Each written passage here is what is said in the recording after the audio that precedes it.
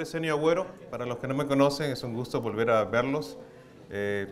Tenía unos cuantos años que no venía por aquí. Vine el año pasado por un rato nomás, pero estoy sirviendo como coordinador nacional de capellanía y relaciones étnicas con el grupo de Disaster Relief o ayuda en el desastre, y encargado de coordinar la capellanía en toda esa área. Que voy a tener una sesión, si pasas a la próxima slide, por favor.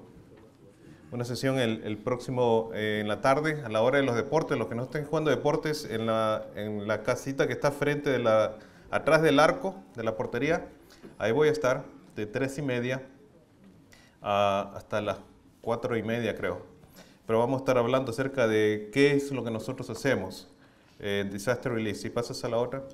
Este es un proceso que hay acerca de los primeros auxilios en caso de la tensión cuando estamos trabajando. Tensión que sucede en distintas áreas, tanto en los voluntarios como en las personas que son afectadas. ¿Cuántos de ustedes han sido afectados por un desastre? Huracán o tornado, terremoto o lluvias, inundaciones, y van manejando por la carretera y ven un accidente y somos impactados. Si pasas a la próxima. El estrés, todo eso nos produce estrés. De esto vamos a estar hablando. No les voy a dar todo lo que les voy a decir a grandes rasgos nomás, pero todo esto produce estrés en las personas. Si pasas a la próxima. Y eso nos afecta espiritualmente, nos afecta en nuestra vida emocional. Lo tenemos en español, pero también lo tenemos en inglés. La razón que lo tenemos en inglés es porque, si pasas a la próxima, es porque cuando salimos en grupos de voluntarios a ayudar, todo es en inglés, pero necesitamos entender los conceptos en español. El énfasis que tenemos, como dice abajo, es ayudar, dar ayuda, porque cualquiera puede dar un vaso de agua, cualquiera puede ir y cortar un árbol o sacar el lodo de las casas, pero eso lo podemos hacer. Damos alivio a las personas cuando las personas están sin esperanza, están desesperados, pero lo más importante es que damos esperanza, damos hope. Decirle a la persona por qué lo hacemos. Y usualmente no necesitamos decirle nosotros, ellos nos preguntan, a veces nos preguntan, ¿y cuánto cuesta? ¿Cuánto me va a costar? No, es gratis, ya lo pagaron. ¿Quién lo pagó? Lo pagó Cristo en la cruz. ¿Por qué lo haces? ¿Por qué das de tu tiempo? Y es momentos que nosotros podemos compartir. Bueno, esto lo vamos a estar compartiendo en la tarde. ¿Okay?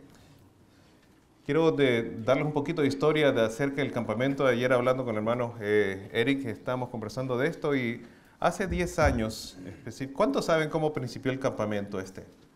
Date la mano. ¿No? Había mucha nieve. ¿Cuántos estuvieron en el 2004 acá? Algunos, ¿verdad? Había nieve. Hace 10 años, el 2003, de 1999 al 2003, al 2004, y yo creo que continúan, las mujeres que tienen sus campamentos empezaron a orar por nosotros, por los varones. Nuestras esposas empezaron a orar para que nosotros también tuviéramos un campamento. Y el año 2003, afuera de Modesto, en la casa de una de las hermanas, la hermana Yolanda Calderón, Yolanda y Arturo Calderón, nos reunimos 6 parejas y empezamos a soñar, y empezamos a pensar, empezamos a decir, sería bonito tener campamentos como los que ustedes tienen. Estamos en el 2013, son 10 años que han pasado. Y el próximo año son 10 años que va a haber el campamento. El grupo de liderazgo está pensando en algo, pero ellos le van a dar más información.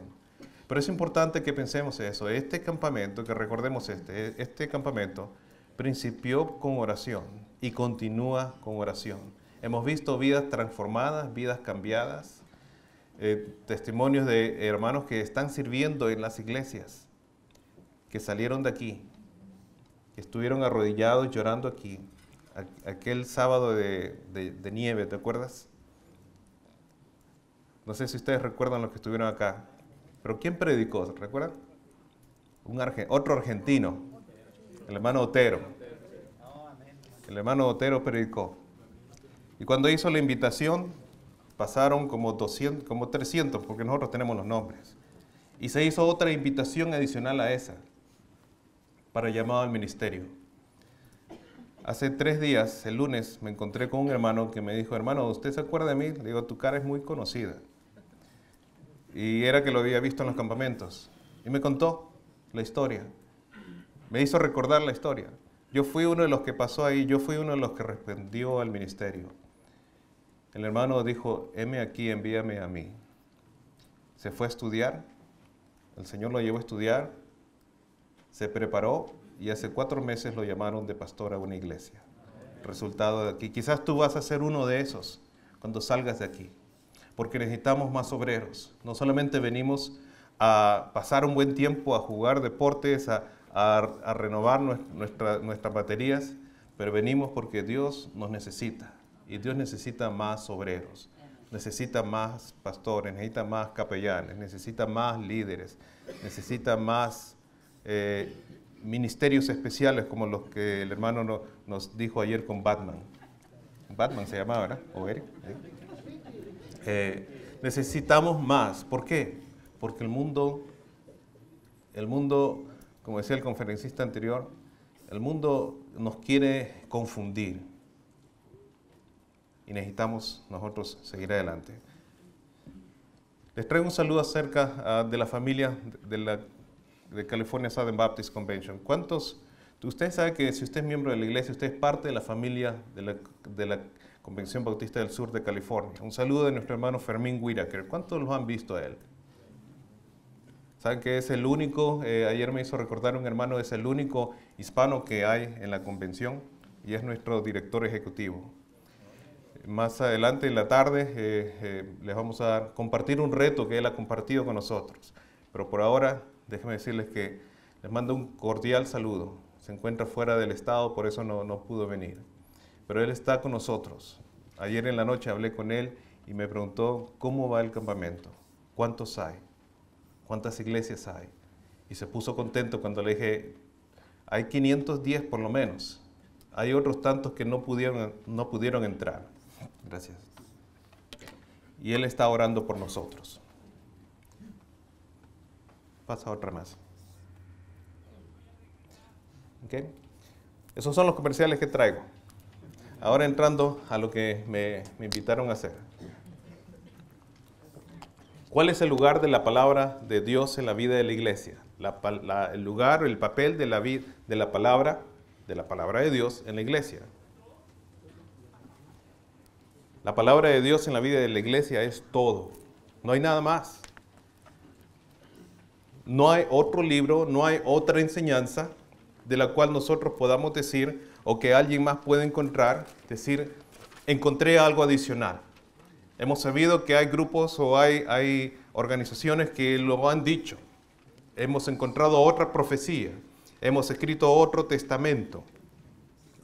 La Iglesia de los Santos de los Últimos Días, lo más conocida como los mormones, por ejemplo, ellos tienen el otro testamento, porque José Smith recibió otra profecía. No hay otra más. La Biblia, la palabra de Dios, el libro que tú tienes en tu mano, que lo tengas en tu celular o en tu PDA o como lo tengas, es todo para la iglesia. Cualquiera que sale con otra enseñanza está equivocado. Porque la palabra de Dios es completa y es total. Y la iglesia no necesita nada más. Sí necesitamos líderes. Sí necesitamos hombres y mujeres entregados para servir y llamar y edificarnos el uno al otro. Eso sí necesitamos. Pero todos guiados bajo la enseñanza de la Escritura. No hay otra más. Sea en inglés, en español o la versión que tengas, que sea aprobada, que sea de los originales, es lo que necesitamos. Lucas 11:28, estaba meditando en qué basarme, me voy a basar en este versículo. Lucas 11:28 nos dice los que en verdad son bienaventurados. Y dice, y él dijo, antes bien, bienaventurados los que oyen la palabra de Dios y la guardan. La guardan en su corazón, la guardan en su vida, no la guardan en su bolsillo para no leerla más. La guardan y la practican, la viven, la vivimos. Ellos esos somos bienaventurados. Hay muchas enseñanzas, muchas tendencias que actualmente están saliendo, pero no son reales. Algunos oyen la palabra de Dios y no la guardan. Lógico, si algunos la guardan, van a haber otros que no la van a guardar. Si algunos siguen la palabra de Dios, hay otros que no la van a seguir. Cuando no se sigue la palabra de Dios, hay ciertas influencias que pasan en nuestra vida, que pasan en nuestra iglesia. Y la iglesia no es el lugar que tú dejaste allá en tu ciudad. La iglesia eres tú, soy yo. La iglesia somos nosotros. Nosotros formamos la iglesia. Y si vamos a hablar del papel, del lugar de la palabra de Dios en la iglesia, tenemos que hablar del papel, del lugar que la Biblia tiene o debe tener en nosotros. Las influencias externas que hay, la violencia que hay en la televisión o en la música. ¿Cuántos maestros fueron asesinados esta semana? 2. Una maestra en Massachusetts y un maestro en, ¿dónde fue? ¿En Colorado? ¿Dónde?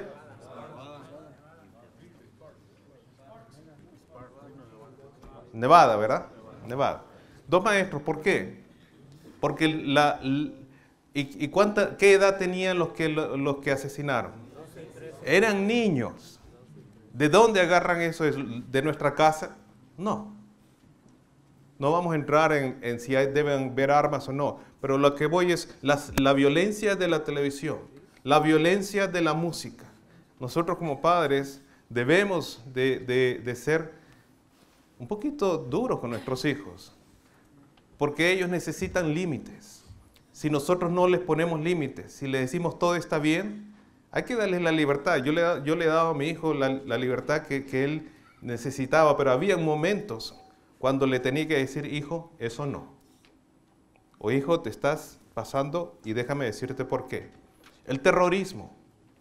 ¿Qué pasó el año pasado, en diciembre, creo que fue en diciembre, cuando estaban corriendo ahí en Boston? Sale en televisión. La falsa doctrina, que ya hemos hablado mucho de eso, la falsa enseñanza, las falsas profecías. Bendíceme, ¿cómo dicen? Siembra para que sea bendecido. Mándame dinero, haz esto, haz lo otro. ¿Dónde está eso en las Escrituras? ¿Dónde está la doctrina? La razón por la cual las personas son engañadas o son distorsionadas y son llevadas a otro camino que no es el de las Escrituras es porque no nos basamos en lo que la palabra es. Y la palabra debe de ser para nosotros. Los falsos maestros. ¿Dónde vamos a encontrar quiénes son falsos y quiénes son verdaderos? En las Escrituras. No nos dejemos llevar por cualquier cosa que escuchemos o cualquier presentación que encontremos. Si no está en las Escrituras, deséchalo. Si el pastor o el líder o el maestro enseña algo que no está en las Escrituras, o si yo enseño algo que no está en las Escrituras, con toda confianza, acércate y dile, o dime, hermano, ¿sabes qué? Eso no está en las Escrituras, o enséñame dónde está. Pruébame que eso está en las Escrituras. No me traigas otra enseñanza. Nosotros como padres, como varones, necesitamos poner nuestras raíces, necesitamos anclar nuestras creencias, porque la generación que viene, nuestros hijos, aquellos que Dios nos ha dado, que todavía vemos como bebé, y estoy pensando en el mío, cuando vivíamos acá en California, él tenía 5 años, y en febrero me va a hacer abuelo. Crecen demasiado rápido. Ya se graduó de la universidad, ya se casó. Pero yo todavía lo veo como un bebé. ¿Sabes qué me escribió él hace unas semanas? Lo digo con mucha humildad. Pero me dice, papá, yo quiero llegar a ser como tú. Y me puso un peso encima. Le contesté y le dije, hijo, espero nunca defraudarte. ¿Por qué? Porque aún a pesar de que ya es adulto, aún a pesar de que nuestros hijos, aquellos que están bajo nuestro cuidado, aún a pesar de que ya están fuera, todavía nos siguen mirando. Todavía siguen pensando, ¿será cierto esto? Todavía siguen diciendo, yo quiero seguir lo que las Escrituras dicen. ¿Y cómo lo van a seguir? Por medio de nuestras vidas, por medio de lo que nosotros enseñemos. Hay falsos maestros, hay juegos destructivos. ¿Cuántos recuerdan los 20 niños que murieron en Connecticut el 14 de diciembre del año pasado? Yo tuve el triste privilegio de darle la notificación oficial a una de esas familias, a la familia Márquez Green, de la niñita Ana. Y fui a la casa de ellos. No les voy a contar la historia, pero lo que voy es, Adam tenía nombre bíblico. Iba a decir el sinvergüenza, pero no lo voy a decir. El asesino, el muchacho, encontraron en su casa un montón de esos juegos destructivos.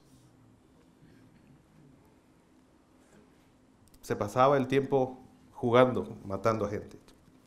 Y son buenos los muchachos para eso, ¿verdad? Pero ¿dónde estamos nosotros los padres? Para decirle, mi hijo, eso no.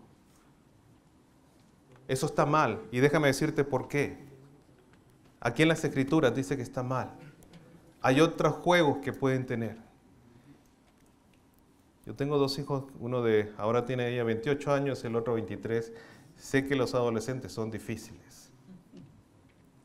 Y se las saben todas, ¿sí o no? Uno les va a dar un consejo, no papá, ya lo sé, ya. Está bien, ya averigüé, y todas se las saben. Y a veces es necesario dejarlos que se topen las narices contra la pared, por así decirlo, y luego regresan y dicen, ¿qué fue lo que me dijiste? Pero si no estamos nosotros ahí, ellos van a escuchar otras doctrinas. El modernismo, ¿qué es lo que el mundo nos dice ahora? El mundo nos dice, ¿sabes qué? Debemos de ser más, debemos de aceptar a las personas. Debemos nosotros de no ser tan separatistas y que todos vengan. Y el ejemplo, el homosexualismo. El homosexualismo no es de Dios. Matrimonios de un solo sexo no es de Dios. Dios creó hombre y Dios creó a mujer. En nuestras iglesias no debemos de cerrarle las puertas a ellos, porque ellos necesitan escuchar la palabra. Pero sí debemos decirles con amor lo que la palabra dice. Pero no hagamos como algunos hacen, quienes dicen, bueno, tenemos que aceptarlos, hermanos, entren. Como algunas iglesias lo hacen, no Bautistas del Sur, algunas denominaciones que dicen, ok, el hermano es un buen maestro que enseñe y empiece a enseñar, pero está viviendo con otro hombre. Y algunas iglesias lo están haciendo.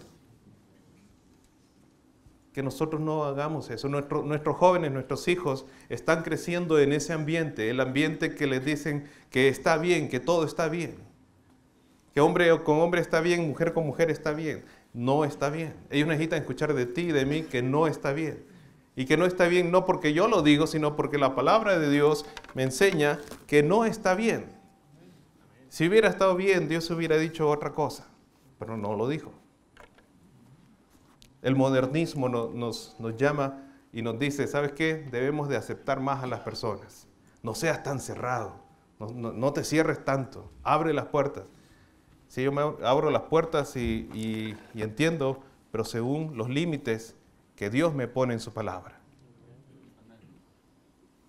La palabra de Dios en la vida de la iglesia es todo, no hay otra.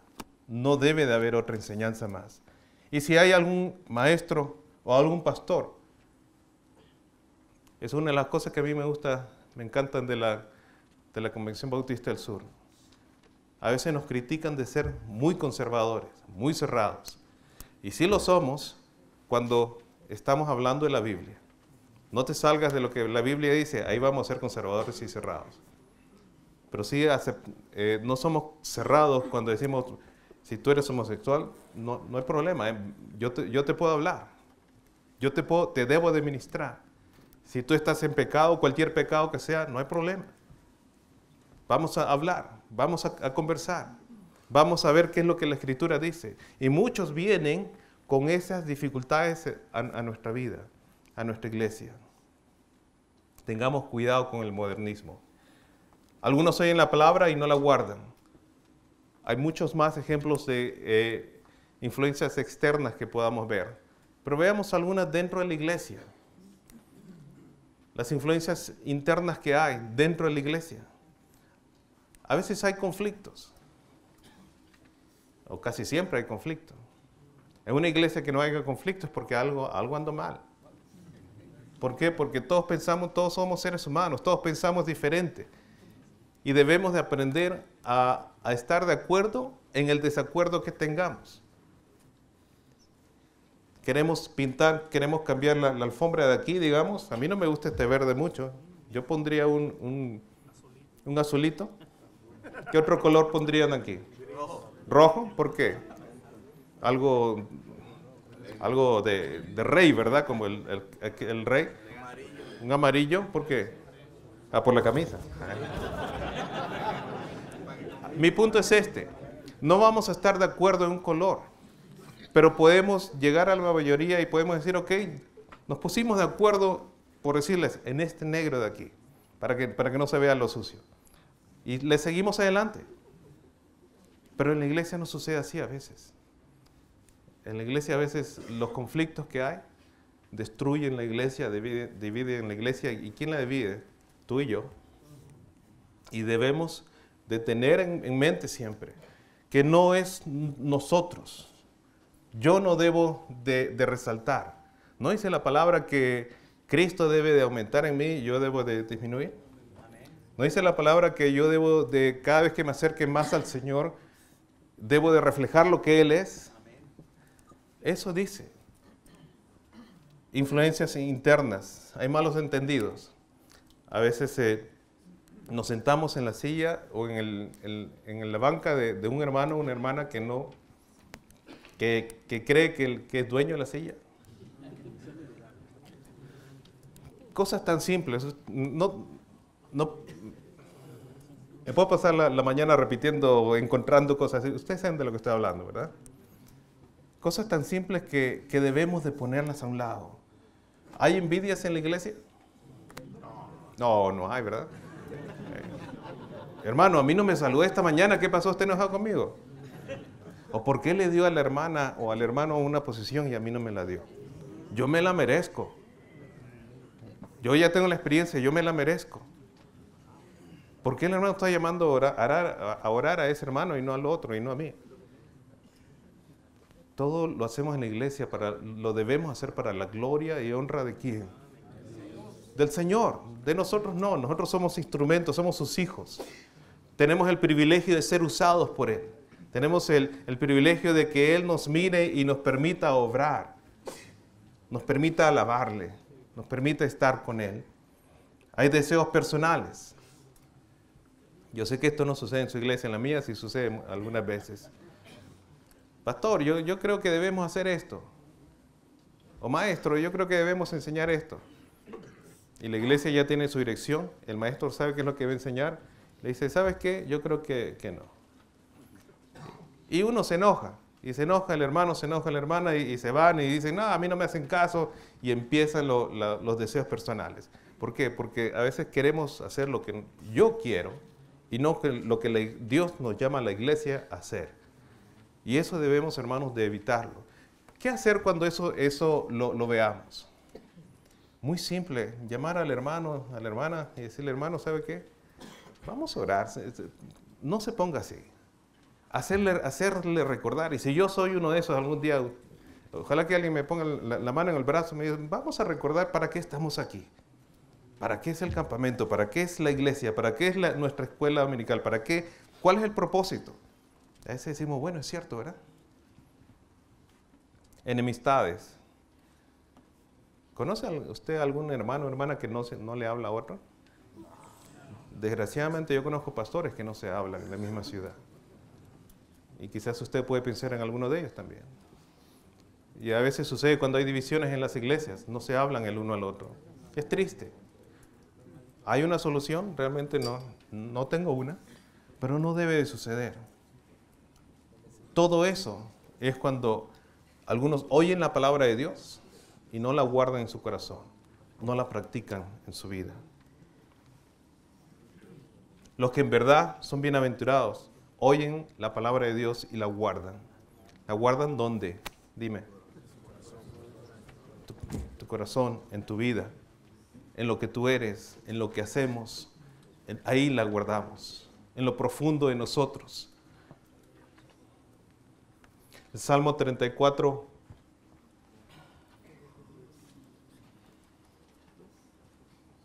¿Dónde estamos? Okay. Efesios 6, ¿verdad?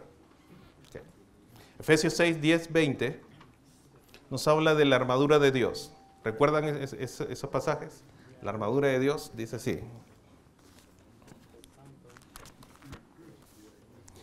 Por lo demás, hermanos míos, fortaleceos en el Señor y en el poder de su fortaleza. Vestidos de toda la armadura de Dios, el verso 11. ¿Qué dice ahí? ¿Vestidos de qué? De toda la armadura de Dios. ¿Por qué?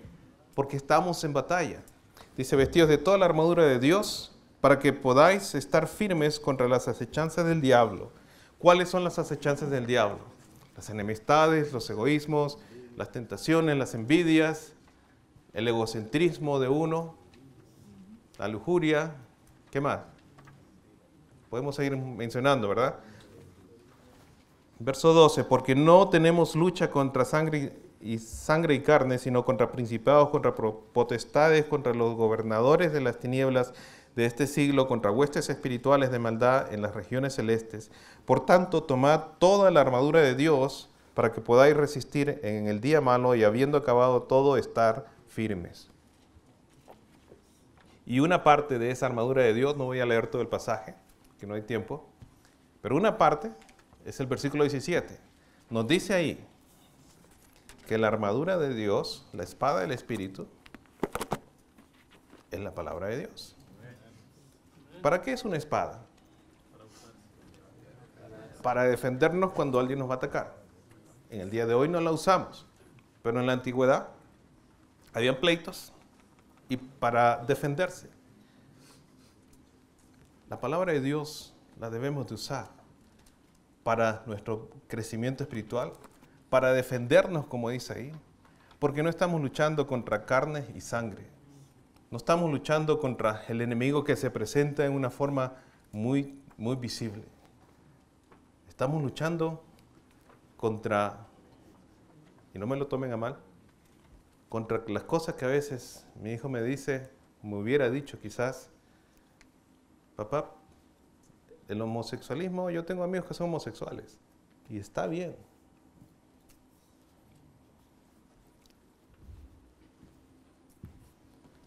O el miembro de la iglesia que nos dice, debemos de aceptar a otros que no crean iguales como nosotros. Total, todos los caminos llevan a Dios. Debemos de asociarnos con otros también. Podemos trabajar juntos, sí, pero cuando vamos a las creencias doctrinales, debemos de dar un paso atrás. Yo amo a mis hijos y tú también amas a los tuyos. Debemos de escucharlos, pero dar un paso atrás y decirles, ¿sabes qué? Yo respeto lo que tú piensas, pero déjame decirte qué es lo que dicen las Escrituras. La espada del Espíritu, ¿de dónde sacamos todo eso? De las Escrituras, de la palabra del Señor. Salmos 33, 4 nos dice que la palabra de Dios es recta. Cuando la iglesia oye y guarda la palabra de Dios, entonces la dirección de la iglesia que debemos de asumir, que es guiada bajo la guianza del Espíritu Santo, que estamos de acuerdo cómo se va a hacer según las Escrituras. La dirección de la iglesia que guarda la palabra de Dios va a decir, es recta la palabra de Jehová, como dijo el salmista, y toda su obra es hecha con fidelidad. Cuando tenemos un proyecto en la congregación, o en la escuela dominical, o en el grupo de varones, o en el grupo que tengamos, ¿estamos todos de acuerdo? No, la respuesta es no. Cuando decimos, vamos a jugar deportes, ayer, por ejemplo, van a jugar fútbol, van a jugar voleibol, pero por ahí salieron unos, pero ¿dónde está el básquetbol?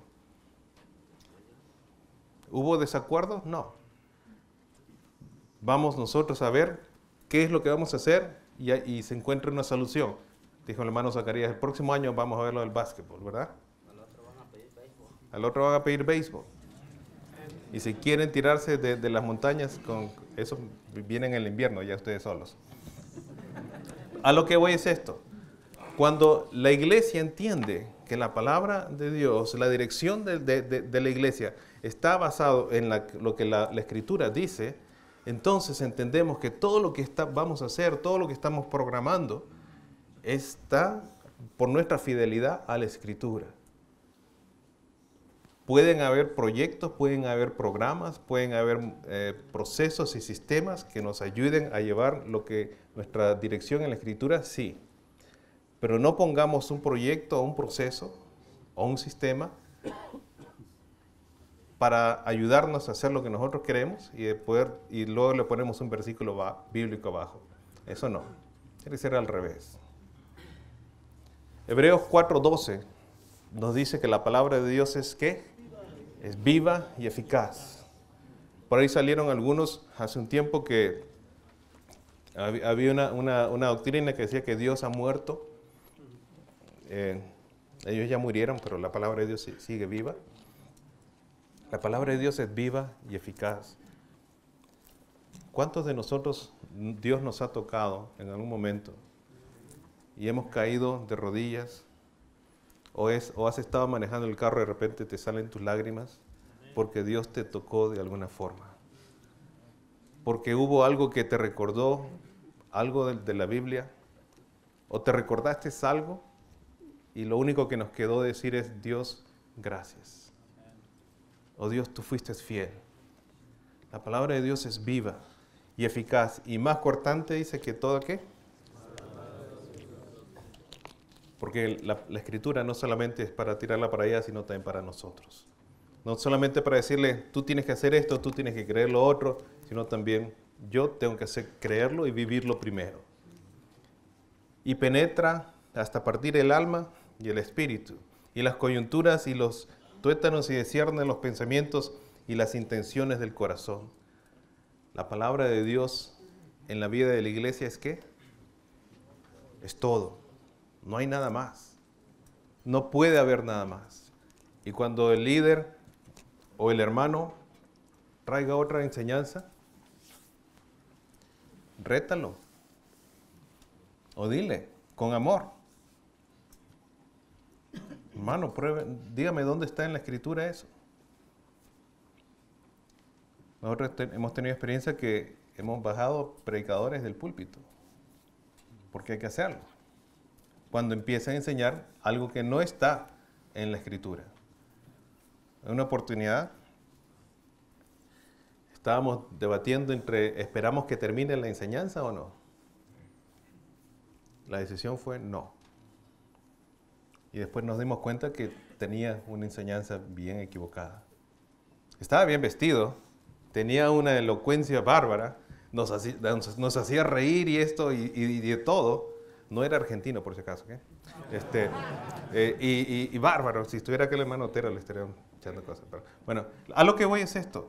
No tengamos temor. Si estamos conscientes de lo que la Escritura nos dice y lo que la enseñanza es errónea, conscientemente, pastor, lo que el hermano o el hermano está enseñando va en contra de la Escritura. Con amor. Hebreos 6 nos habla acerca de una apostasía, una advertencia. En el versículo 6:5 nos dice, y asimismo gustaron de la buena palabra de Dios. Yo estaba leyendo eso y dije, si algunos gustaron de la buena palabra de Dios, es porque también había la mala palabra de Dios. Deme ejemplos de la mala palabra de Dios. ¿Cuál sería una mala palabra de Dios? Jesucristo no es Dios. ¿Jesucristo no es Dios? Usarla para provecho de nosotros mismos. ¿Para beneficio propio? ¿Okay? La salvación se pierde. ¿La salvación se pierde? ¿Ok? Por aquí. Dame $1,000 y te devuelve 10,000. Dame 1,000 y va a caerte 10,000, ¿verdad? Como dicen algunos, siémbrame. A mí me han dicho eso. Hermano, siémbrame aquí y Dios te va a bendecir. Ah, qué bueno, le digo. Que fue escrita por hombres, por orden de que fue escrita por hombres, que no es perfecta. La palabra de Dios es perfecta, es inspirada por Dios. ¿Se contradice otra falsedad también? ¿Se contradice? Sí, ¿ah? ¿Se ha dicho por ahí? ¿Qué? El Espíritu Santo cae sobre ti, te hace reír. ¿El Espíritu Santo te hace reír, cae sobre ti? ¿O recibe el Espíritu Santo de distintas manifestaciones? ¿Que Dios no creó la tierra? Que Dios no creó la tierra. ¿Qué? Hay muchas malas enseñanzas. ¿Creen ustedes que eso es solamente cosa de aquí de la iglesia? ¿O que nuestros jóvenes lo están escuchando? Ellos lo escuchan. Y si no me crees, a mí no me gusta escucharlo, pero a veces pongo la emisora de radio en emisoras que no son cristianas para ver qué es lo que dicen. Caramba, hay tanta barbaridad que dicen ahí y la gente se lo cree. El ritmo es bonito. Tan, tan, tan, tan, tan, tan, tan, tan. El ritmo uno va y es bonito. Pero cuando te pones a escuchar, wow. Y nosotros los cristianos somos la minoría. Y a veces la minoría que somos nos quedamos callados. Podemos decir la verdad y debemos decir la verdad en amor. Mi amado, ¿sabes qué? Escúchale la letra, ¿está bien? Mira el juego que estás haciendo, ¿está bien? Hazlo pensar o hazla pensar. ¿Por qué? Porque algunos gustaron de la buena palabra y otros gustaron de la mala palabra. 1 Samuel 3 dice, es la historia de cuando Dios llama a Samuel. Y me llamó la atención lo que puse ahí con una línea. Dice el verso 1, el joven Samuel ministraba a Jehová en presencia de Elí. Ese es cuando Dios llama a Samuel. Y la palabra de Jehová, ¿qué dice? Escaseaba. ¿Crees tú que eso sucede hoy? ¿Que la palabra de Dios escasea? Habemos Estados Unidos, el país que ha abierto sus brazos para nosotros. Yo nací en el Perú, pero considero Estados Unidos mi país. Tengo casi 34 años viviendo aquí. Antes era una nación que mandaba misioneros. Ahora somos una nación que estamos recibiendo misioneros. ¿Y por qué vienen los misioneros acá? Están escaseando la palabra ya, ¿no? Porque nuestro pueblo ha crecido tanto y no hay quien les predique, no hay quien les hable. Perdón. Una de las cosas que creo que nosotros debemos de hacer es que no debemos de quedarnos callados, porque la palabra es todo en la vida de la iglesia y debe ser todo en nuestra vida. ¿La palabra de Dios escasea en este tiempo? Sí. Los responsables somos tú y yo. No es el pastor, es la iglesia. No es la convención ni la denominación, somos tú y yo. El verso 11 dice, de ese mismo capítulo, y Jehová dijo a Samuel, aquí haré yo una cosa en Israel, a quien la oyere. Es decir, que a pesar de que la palabra de Dios escasea en algunos tiempos, Dios aún habla. Y Dios habla por medio tuyo y por medio mío. Por medio de nuestra iglesia, por medio de nuestra convención, por medio de nuestra comunidad, Dios habla. Y ojalá que hable y nosotros le podamos escuchar. 2 Timoteo 2:15 nos dice, sí, hay una advertencia, pero también nos dice, ¿sabes qué, pueblo? Y con esto termino. Procuremos con diligencia presentarnos a Dios aprobados, como obreros que no tiene de qué avergonzarse, que usa bien, ¿qué? La palabra de verdad. Porque hay algunos que usan mal la palabra de verdad. Nunca usemos la palabra de Dios para nuestro propio beneficio, para lo que nosotros querramos hacer. Usemos la palabra de Dios para lo que es la palabra de Dios, para decirle al mundo que hay esperanza, para decirle al mundo que un día hubo uno que se llamó Jesús y vino y dio su vida por nosotros, para decirle al mundo que a pesar de que tu vida esté en pecado, a pesar de que el pecado que sea, el nombre que tú le des, te esté envolviendo, Dios te puede dar salvación y te puede dar la esperanza. Usemos bien la palabra de Dios. ¿Por qué? Porque la palabra de Dios en la vida es ¿qué? Todo. Es todo. No hay nada más. Amén.